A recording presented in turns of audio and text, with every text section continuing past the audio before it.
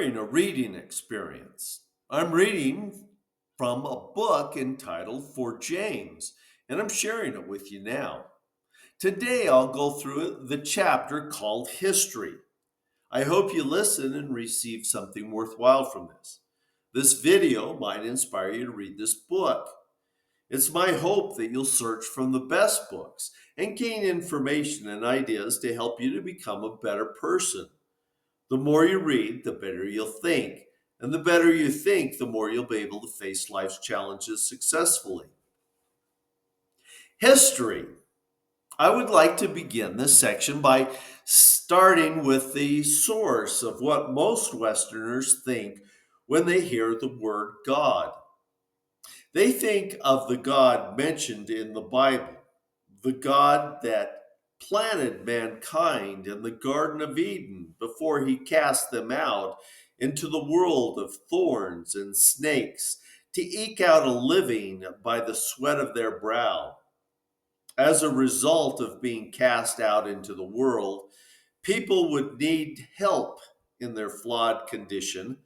Prophets and other messengers would be sent to help fallen mankind make it to the point where they could come into the presence of their Creator. This journey would be long, but they would not be left to do it on their own. There would be guidance for those willing to listen. What is now known as the Old Testament was once several scrolls of writings, such as the Tanakh. The writings of the entire Bible began around 1900 BC with the book of Job and ended with its writings in the 2nd century AD. One interesting story, Noah and the ark, is not only found in the Bible, but in many cultures around the world. How is it that all cultures seem to have stories of a universal flood? For example, the Epic of Gilgamesh, a Choctaw flood story, Buzu and the Great Flood, Cree flood story, Vishnu saves a man from a great flood, just to name a few. The psalmist talked about the death of Jesus around 1,000 years before he was born. Psalms 22:16 through 18 states, quote, "Dogs have surrounded me. A band of evil men have encircled me. They have pierced my hands and my feet. I count all my bones. People stare and gloat over me. They divide my garments among them and cast lots for my clothing." Unquote. This describes how the future Romans will treat condemned people. On a more positive note, the prophet Isaiah describes the birth of Christ and what that would mean. Isaiah wrote this around the year 700 BC. Isaiah declares in Isaiah 7:14, quote, "Therefore the Lord himself will give you a sign. The virgin will be with child and will give birth to a son and will call him Immanuel." Unquote. We hear Christ came in the world from the words of his followers as they are found in the writings of the Bible. But what do contemporary historians of that time say? If there is no mention of him, then Christ might be considered a nobody as far as the world was concerned, or just a myth that never really was.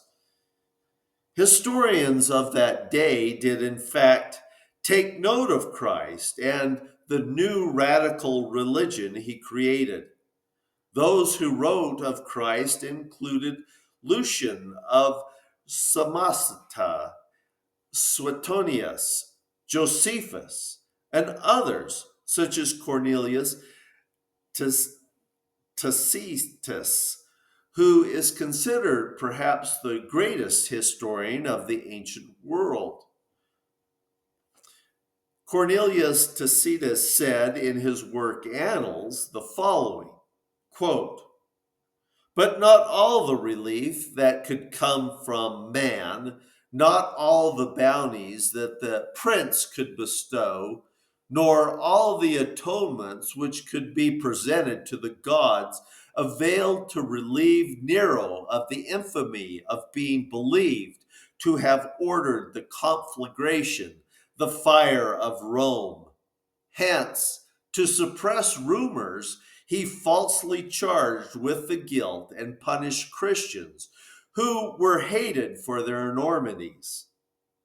Christus, the founder of the name, was put to death by Pontius Pilate, procurator of Judea in the reign of Tiberius. But the pernicious superstition, repressed for a time, broke out again, not only through Judea, where the mischief oriented, but through the city of Rome also, where all things hideous and shameful from every part of the world find their center and become popular. Accordingly, an arrest was made of all those who pleaded guilty. Then, upon their information, an immense multitude was convicted, not so much of the crime of firing the city as of hatred against mankind. Unquote. A little over 100 years after the last words of the New Testament were being written, Christianity was legalized in AD 313 with the Edict of Milan, but Constantine was still Pontifex Maximus throughout his reign as Roman emperor. Constantine claimed much of his power by the justification of his development of his new religious allegiances. Even if Constantine's motives were less than pure, these events show the minds of men were beginning to change even at the very top. Before the time of Christ, many religions taught loyalty and family and love of country, but loving an enemy or treating a foreigner as an equal? That was a weird new notion. Freedom was also a concept of the Christian that was a new outlandish thought. Before Christianity made its way into the Roman society, it was said, freedom is for the privileged, not the commoner. Compassion began to shine, which astonished the Romans and revolutionized everything. The Christian was a turning point in human history. Slavery began to crumble. Children were cherished more, and women were starting to be treated as equals. All civil rights movements that called for freedom, brotherhood, and equality are based on Jesus' ideas. On the 4th of July in Atlanta, Georgia, Dr. King gave an address at the Ebenezer Baptist Church, where he said in part, quote, "One day we will win our freedom, but we will not only win our freedom for ourselves, we will so appeal to your heart and to your consciousness that we will win you in the process.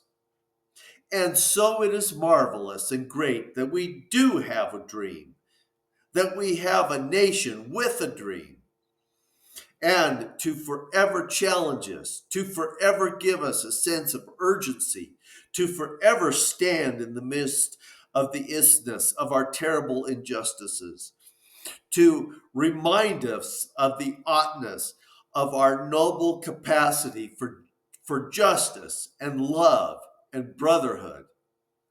Towards the end, he states, all men are created equal.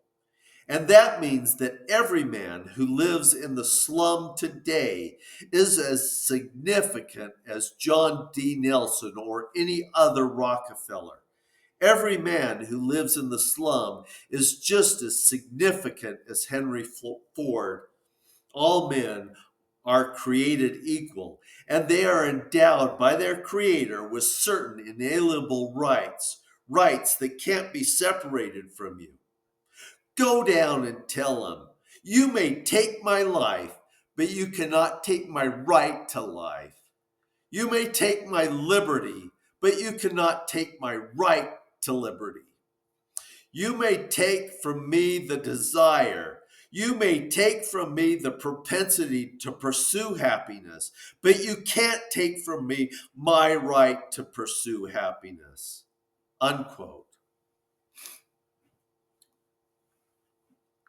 Paul accepted the institution of slavery and paying Roman taxes and other laws because he and those listening to him had no other choice in the matter. Acceptance does not mean agreement. It's interesting to note that the universal practice of slavery started losing ground with Christians coming to power starting in the 4th century AD. In fact, the only anti slavery movements in histories were organized by Christians, and the only nations to abolish slavery were Christian ones. Consider the lines of the great spiritual.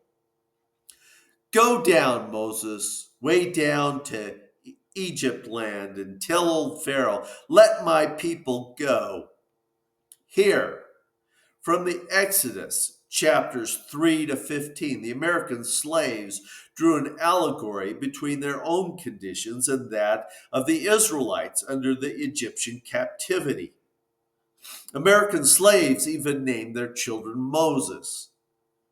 The Bible provided the slaves a great message of liberation and has shaped some of the greatest political ideas as the establishment of human rights. I wish you the best in your happy readings. Thank you for joining me. Until next time, I'm wishing you the best.